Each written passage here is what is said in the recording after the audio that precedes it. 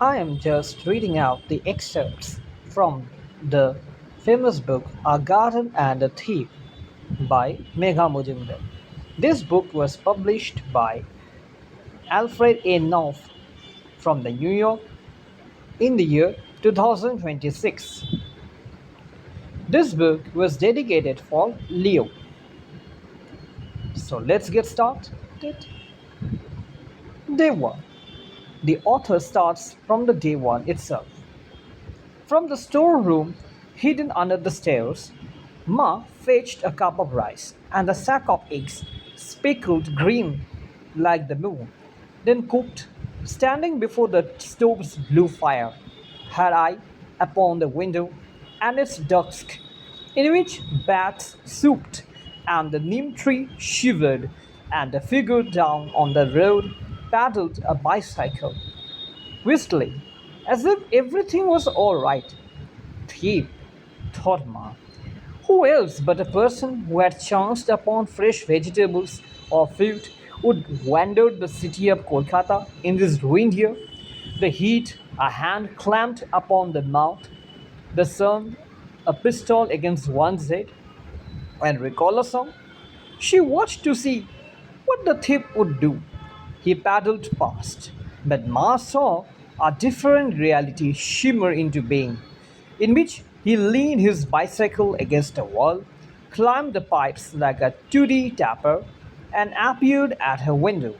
In that picture, the thief was a collector of local information, dutiful in his neighborhood eavesdropping, shrewd in following what he heard about the bins of onions and carrots, the sacks of lentil and rice, the bags of raisin and cashews hidden in the dark fist of the house, stolen by Ma from donations made to the shelter where she worked, while the city outside wept for a handful of something to eat. There was, in the label accepted by the region, a shortage. In the year prior to this day, farmers across the region had fallen their bodies running fevers in air that no longer need cooled. In the croplands among stilled meshes, paste had traveled from acre to new acre, savage in their feeding of grains. In the west, a drought had cleaved riverbeds, and in the east, salt water had tainted the paddy fields. In the city, those who worked to the neighborhood markets with umbrellas in their hands and wistful list in their pockets, broad corners torn from the newspaper with writing in Bengali, cabbage, ginger, leeches, as if they're good, ice cream, half loaf of bread formed the roads alongside which the markets usually sat, its baskets and turfs invading, rickshaws and carts sounding their horns, slow shoppers inspecting the purple shine of eggplant and pressing guavas hard as hell. Instead, completely empty.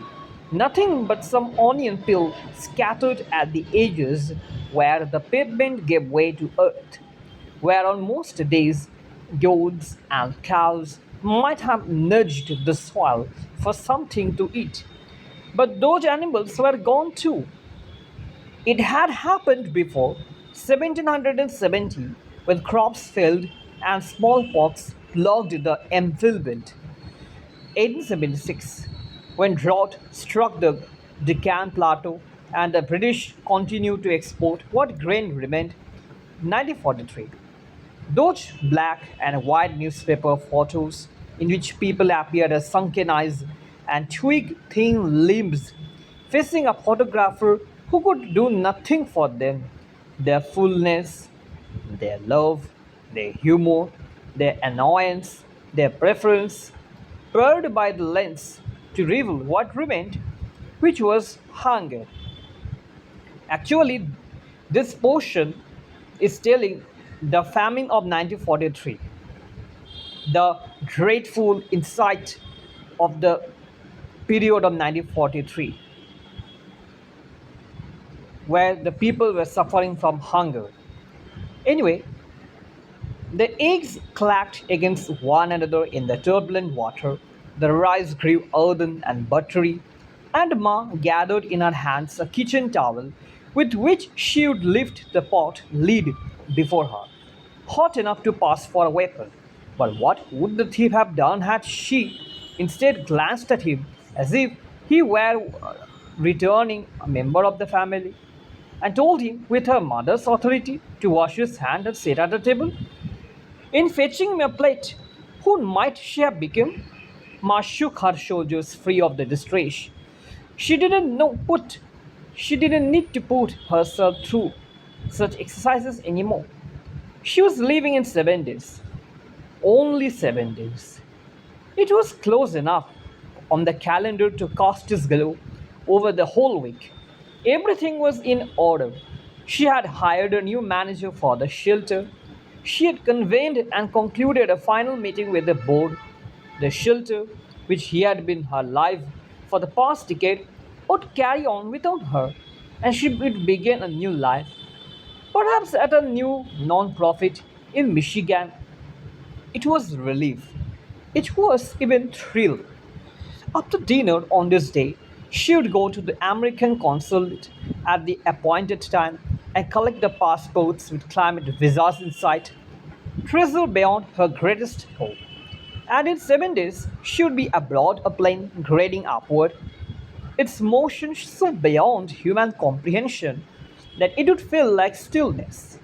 Impossibly, the plane would speed through a night of sleep like sand blown in her eyes, toward a sunrise bright as iron plued upon the horizon. And finally, it would arrive in the United States. She knew plenty about America. Who didn't, given Hollywood?